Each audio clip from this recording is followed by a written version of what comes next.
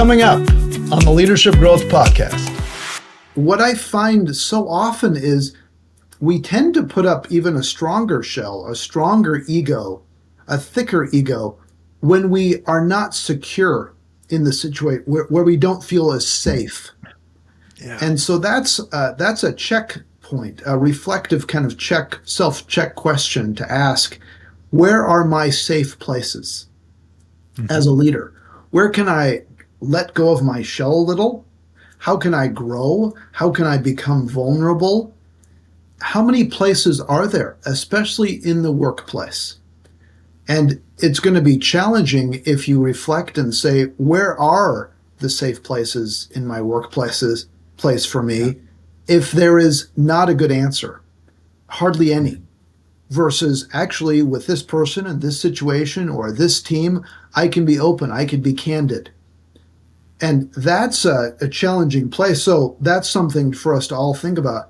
Where are those safe places? Hence, we are all trying to create psychologically safe cultures and teams where we can be and express ourselves in a way that is helpful to the overall mission and focus, while honoring the strengths that we bring and not negating them. These are all critical in helping us be vulnerable so that we can be on the constant path of learning. And so much of this vulnerability is connected to the ability to learn. Because if you're thinking you're all that in a bag of chips, you're like, why do I need to learn anything? I'm smart. Deal with it. I have all the great ideas. And you know what? I'll even take credit for your idea because eventually, actually, it really came from me in some way, I'm sure. That is whacked out thinking.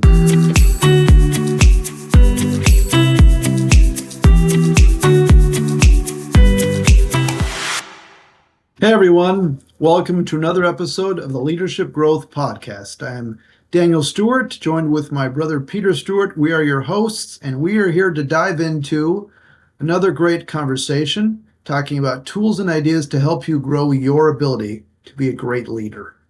So, Peter, how are you these days? Doing well, enjoying this time, and it's always great to chat again and do another podcast. Absolutely. So let's start off with an insight. Oh, no. We'll do an insight in a moment.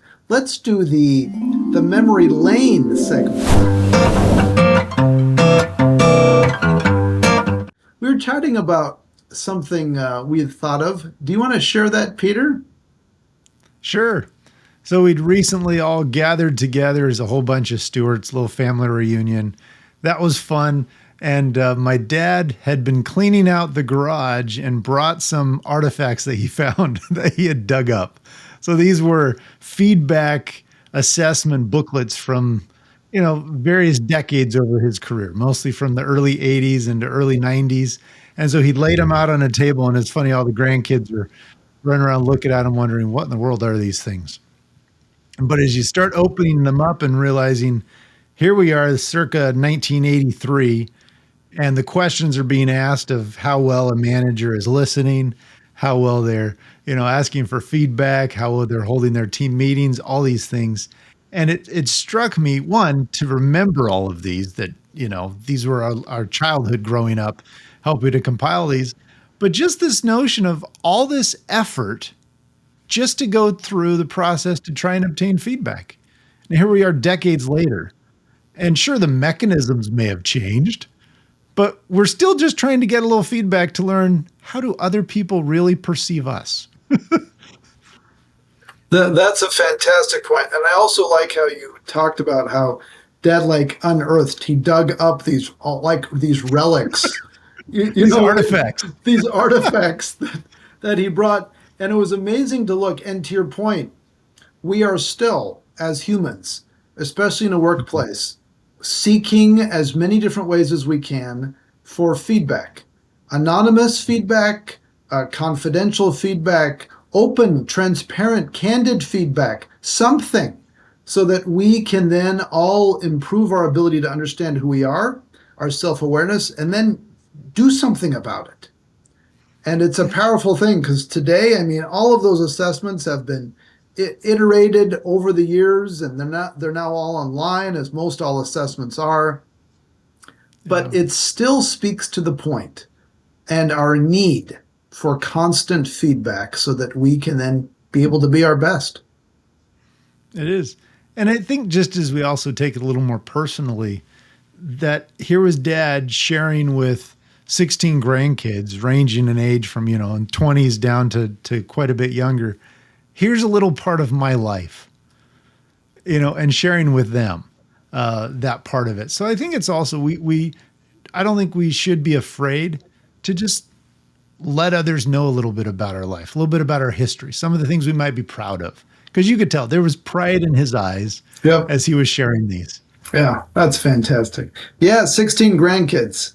That's what mom and dad have. That's fantastic. Okay.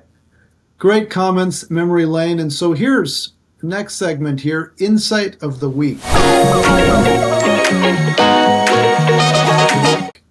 And so I was listening to a Freakonomics podcast, one of my favorite podcasts. Yep, I'm putting a plug in for that.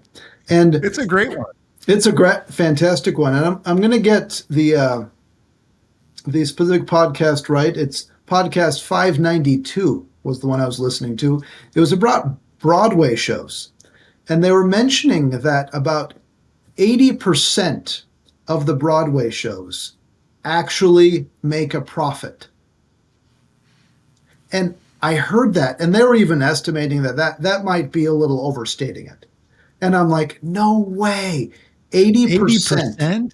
And that's not, 20% that actually make a lot of money. No, that includes ones shows that just barely break even. So that 20% includes just barely breaking even. And those 80% don't even get there. And so it's a lot. And I sat back and I'm like, okay, that's the economics for Broadway. And there's usually 35, 36 shows playing at any one time. All of the other shows that people are thinking about in the creative process and can take years to get going. Yeah. And it just reinforces the whole notion that you don't stop though. You keep trying, you keep relearning, you keep trying something new, you keep investigating and workshopping. And it's both a beautiful and a depressing thing at the exact same time. Yeah. Oh, you don't give up, and for every Hamilton that's a global phenomenon, you're going to have the 100, 200, 300 Broadway shows that nobody ever hears of unless you're living in Broadway and going to every show. Right. So right. you don't give up, and it's hard to even determine what's going to become that huge hit. I remember several years ago driving to work, listening to NPR, and there was this guest on, they were interviewing, and he was talking about his new musical that was coming out. And it was called Hamilton. And it was just getting ready to open. I'd never heard of this before. And he was talking about how he'd been reading this book about Alexander Hamilton about 6 or 7 years before while he'd been on vacation and just inspired by the story, and said, I want to put this into music that's going to connect with a broader audience to help share the story of Alexander Hamilton. Little did I know, I was sitting here listening to what would become a massive hit across the world. Yeah. Yeah. And it's good to remember as well that not all of our endeavors, whether they're creative on Broadway or not, they don't always, of course, become that mega hit. And that is okay. That does not mean that we should stop. And it reminds me of this balance between these two forces oftentimes. It's glory and work. And oftentimes we want a lot of glory and we try to reduce the amount of work to get there. But sometimes some projects are all about the work and we just don't have much glory to it. And that's the nature of it. And it doesn't mean that it's bad. It means that there's a lot to learn. And I guess that's what I take from some of this is what are we continually learning? And how are we being able to continue to pursue excellence and continue to pursue the creative process? Because whether you're singing and creating amazing lyrics and creating wonderful set designs, or you're in any sort of organization or team and you're trying to figure out how you influence effectively and how you bring people along and how you be able to improve the level of quality of decision making, that is an ongoing mission that sometimes the glory and the work ratio is a little out of whack, but it's a lot of work. And Mhm. usually that's what kind of dominates is that work aspect, and that's okay. And Yeah. to keep that in mind so we don't get discouraged. Yeah. Not every decision's going to be a home run. Not everything's going to work out, and it's okay with that. You can remind yourself about, going back to baseball, as I said, home runs. What Hall of Fame batting average is a 300, meaning you strike out 70% of the time, or you get out. You're only getting a hit 30% of the time. And that's like Hall of Fame credential. Ted Williams had a 400 batting average, one of the only ones to ever do that many, many years ago. That means he still got out 60% of the time. So we keep trying, but it's as you're talking about this notion of work and glory, what is it that drives an individual? What type of glory are they wanting to obtain? And do you substitute, because some folks might be listening and saying, well, I don't want a lot of glory. But I think that can take different forms. Some of that glory might just feel a feeling of success, a feeling of accomplishment, a feeling of pride in what is being done, and acknowledgement for what's happened, what's been attained, and it's going to require work to get there, and it's putting in all that work. And so many of the behind the scenes stories, whether we're talking about musical artists, whether we're talking about athletes, whether we're talking about business folks or chefs or whatever, usually when you get those biographies of the successful folks, what is the common theme? Failure, failure, failure, failure, failure. But they keep trying, they keep trying. They've mortgaged their house, second mortgage on this. They've taken out, there's about to hit rock bottom, and then some break hits and it begins to take off, or they have an opportunity, but they never stop working. And I think that's where it can kind of get glazed. I don't know. We like to idolize this American dream of, oh, just fame happens. And no, work happens. And then fame can be a result. Fact, or as my daughters say, facts. Yes. Yeah, it's a whole lot of work, and there's so many stories out there we never hear about, Mhm. and they don't make the press, and that's where somehow saluting that, because that is where most of us fall, and it just takes a lot of work, and we keep working to be able to add tremendous value in the sphere of life in which we are at. And so it's a good segue into the topic at hand for the day, which is Yeah. ego management. How do we manage our sense of confidence in ourself in healthy ways? And I'll just kind of start us off here. This ego management idea.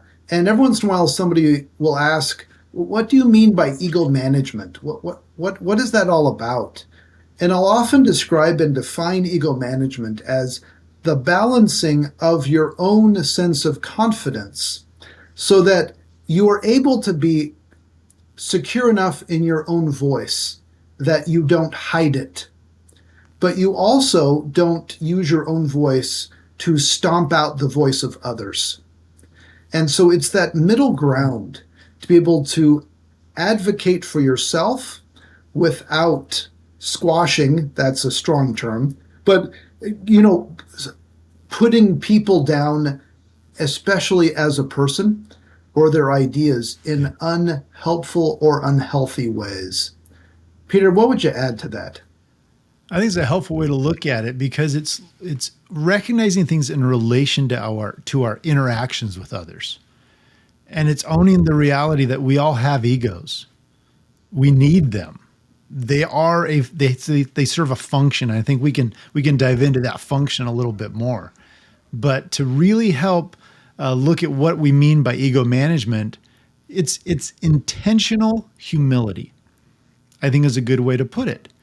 in which we've known people who are just, and we're not talking about being just meek and submissive and all that. It's recognizing we don't know everything.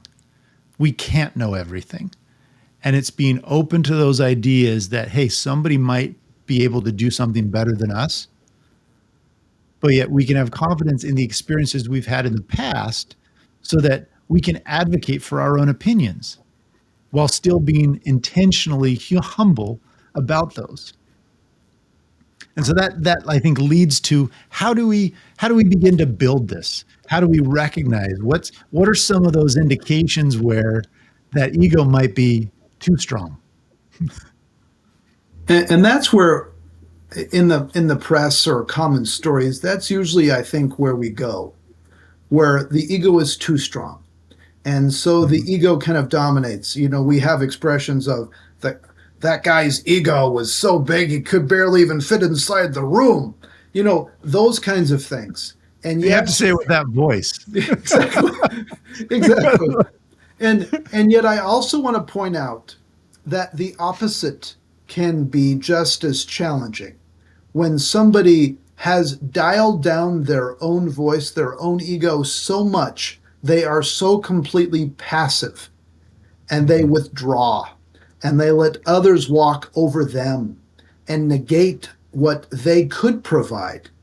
And that is equally destructive because it prevents the creative juices, the creative contribution from being able to flourish that we each have. So, again, it's this balancing act of finding in the middle. And it's hard because as a leader, especially as you get promoted and you get elevated to higher and higher levels of leadership, people will listen to you.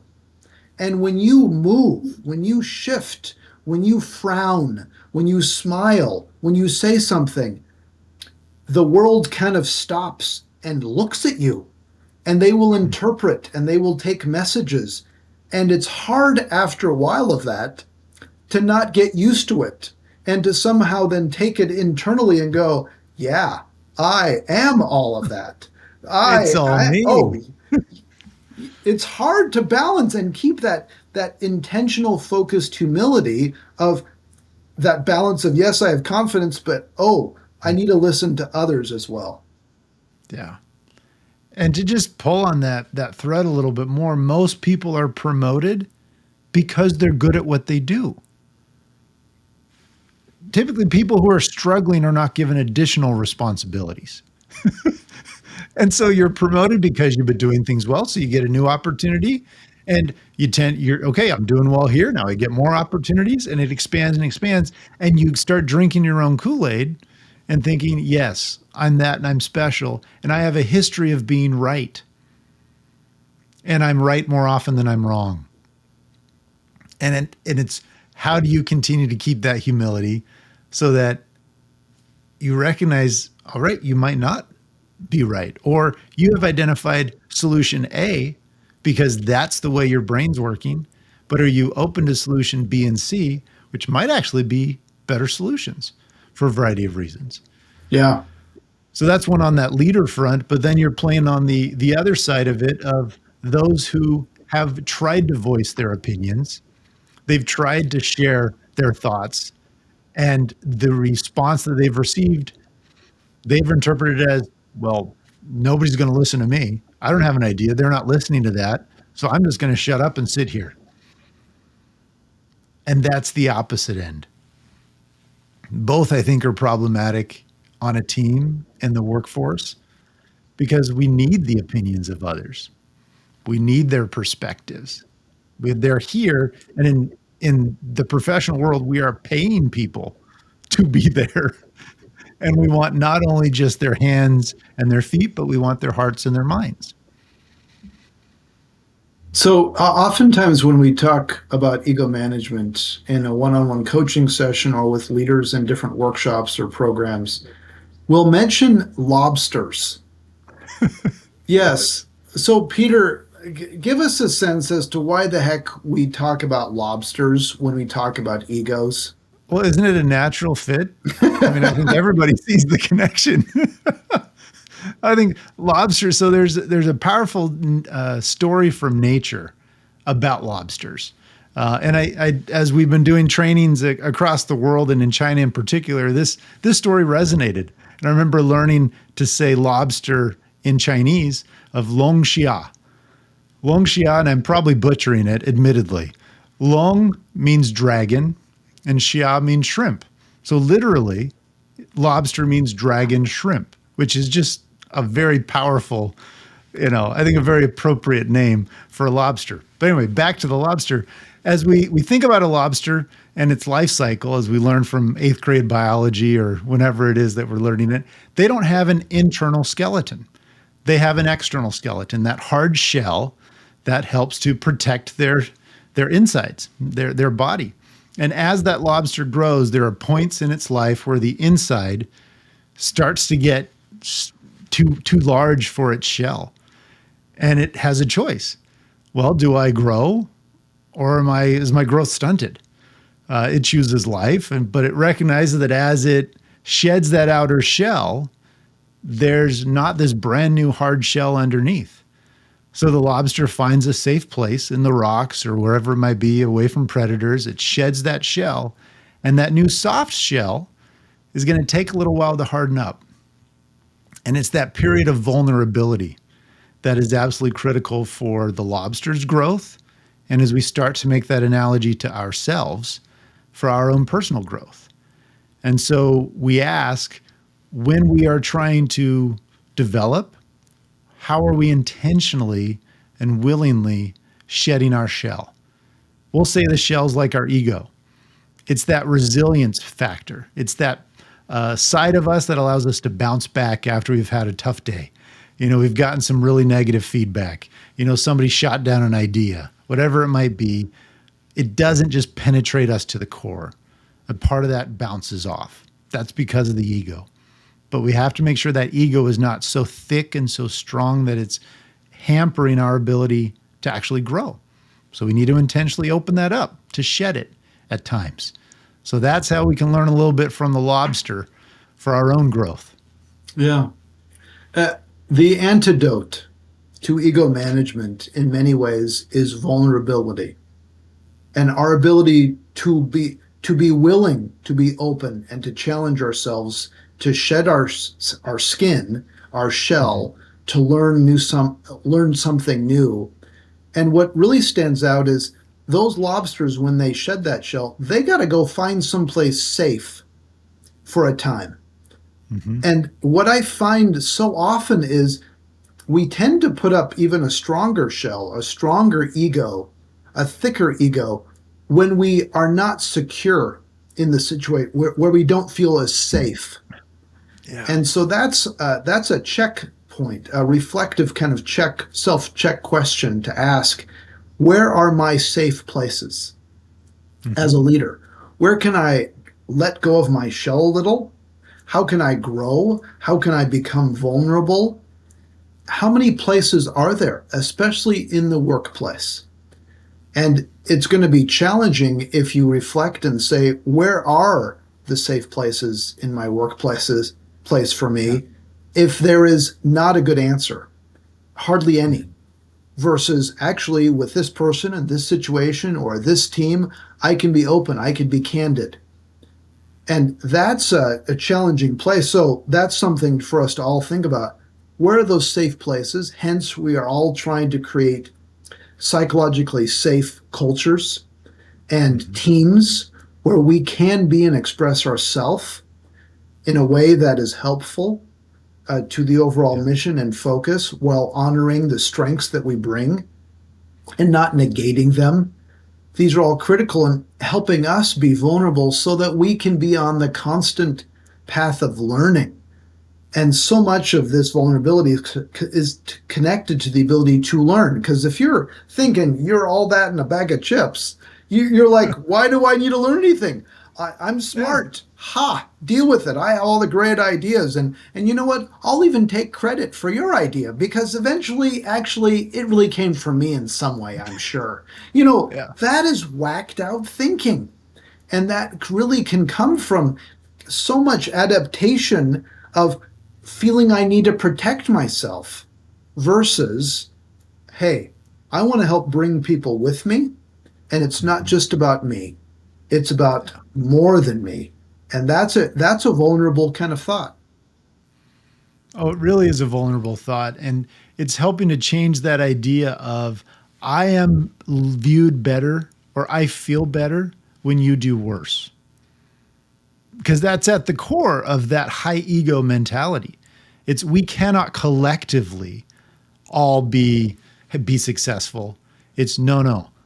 I need to get more recognition. I need to get more praise. Why? Because I'm trying to climb the ladder to get to this next level and to this next. So in that process, I have to make sure I succeed while you flounder or I push you down because I don't want you taking over my role or getting in my way.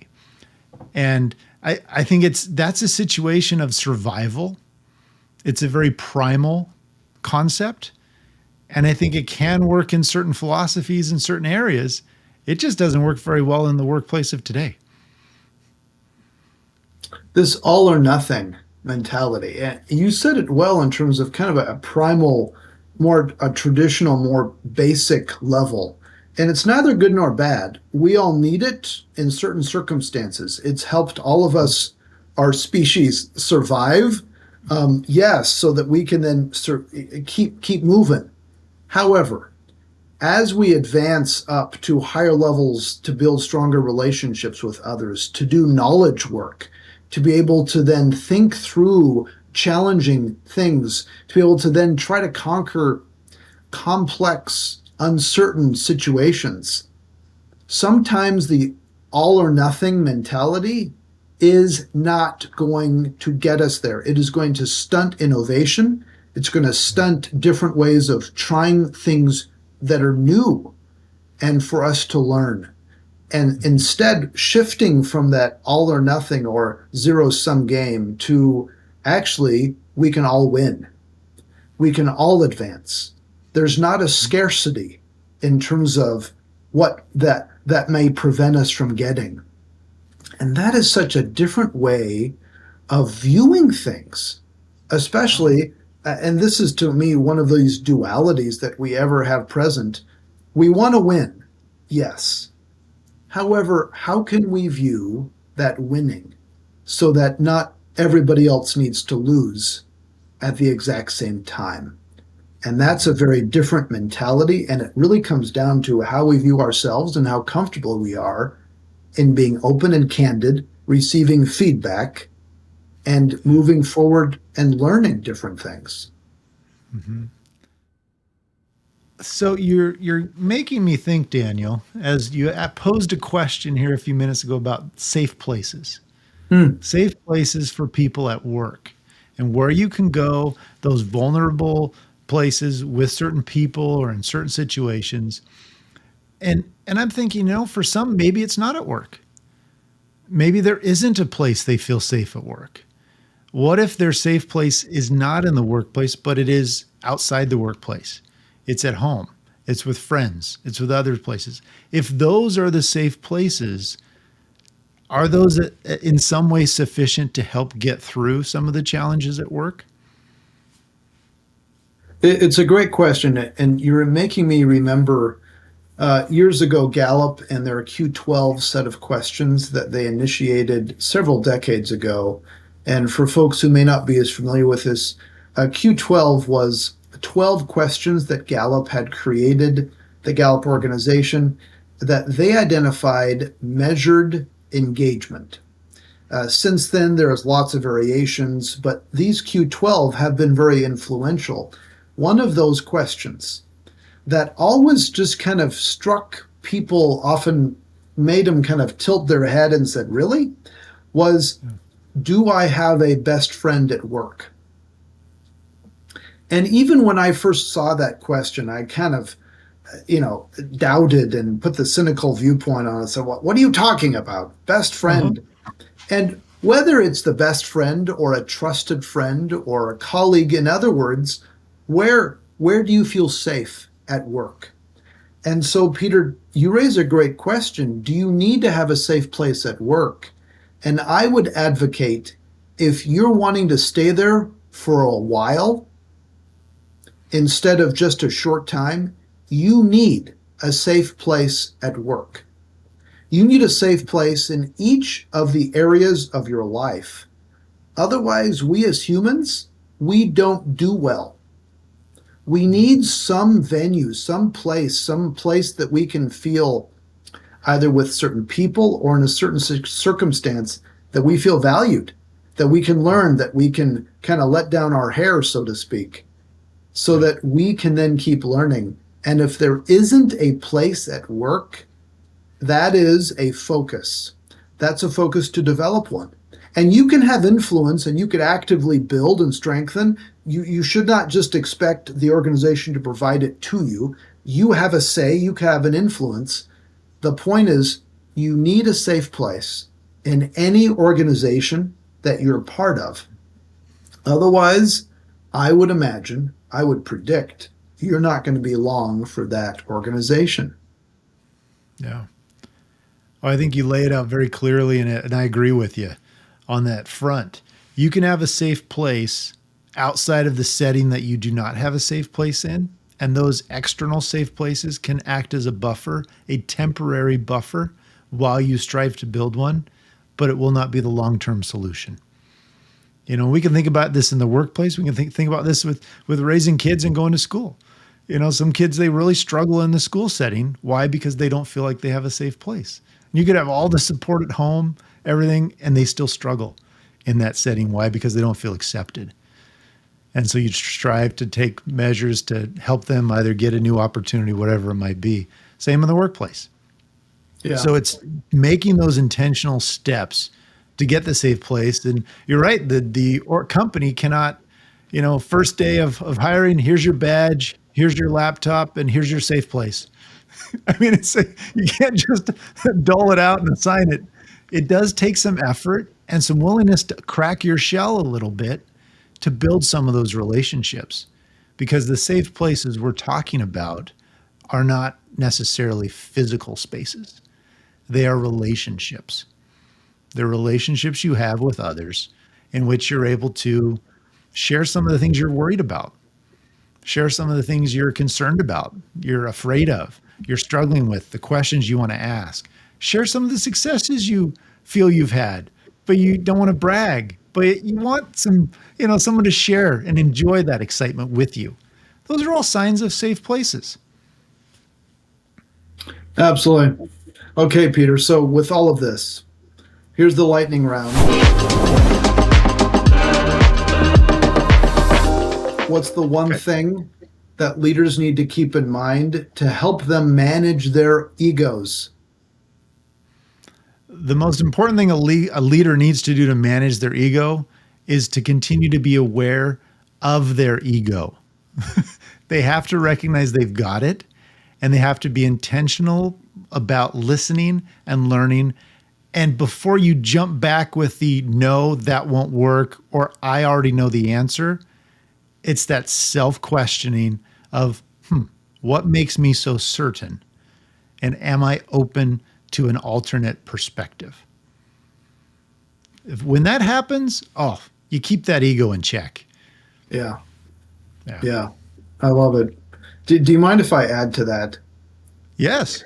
So, as I was thinking how I would answer that same question, what is the one thing a leader should do to help manage their ego? I would say, shut up. Just shut up. We have such a tendency to start talking. And when we start talking, we have a tendency to start solving. And when we start solving, we have a tendency to start giving lots of advice.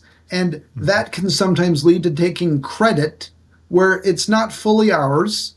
And it just keeps on going down a path and it's focused around me. Mm-hmm. We need to stop and shut up, pause, and make sure we do a lot more listening. Yep. And not just hearing the words, but really actively listening so that we can pay attention to the other person and take that in and check ourselves in the process versus I'm all that in a bag of chips and I have all the right answers. I'm the smart person. Listen to me. No, shut up first. So anyway, that's another way of even stronger emphasizing what you were saying. It is. And I think we could look at on the flip side is what are the ways an individual can build their ego to kind of take steps to reclaim the ego. And in many ways, it's the opposite of what we were just talking about, where the person with the ego that is too powerful, they tend to personalize all of their success. It is things are successful because of me. Whereas those who have a lower ego or it's been shattered and you're trying to rebuild it, typically generalize the success, explain it away of it's not because of me, it's because of everybody else. And so I would say fight that notion and say, wait a minute, recognize the impact you personally had on that. And as negative feedback or complaints come in or things like that, don't take it so personal, but generalize that to allow you to focus on what are the things you are doing well and you're focusing on. Success. Yeah. Oh, I love it. Fantastic. Finding a safe place, reinforcing the value that you can add in healthy ways so that you can maintain a strong ego that isn't too weak or too overly strong and have a confident voice as a leader. Peter, thank you for the great conversation as usual. Everyone, all the listeners out there, thanks for joining us. Hope you can take away some great ideas and tools to help you build your ego and your overall leadership ability. Please subscribe to us and listen to us in the future. We're here anytime to help you develop and strengthen your leadership ability. All the best. Take care, everyone. Bye. If you like this episode, please share it with a friend or colleague, or better yet, leave a review to help other listeners find our show. And remember to subscribe so you never miss an episode. For more great content, or to learn more about how Stewart Leadership can help you grow your ability to lead effectively, please visit stewartleadership.com.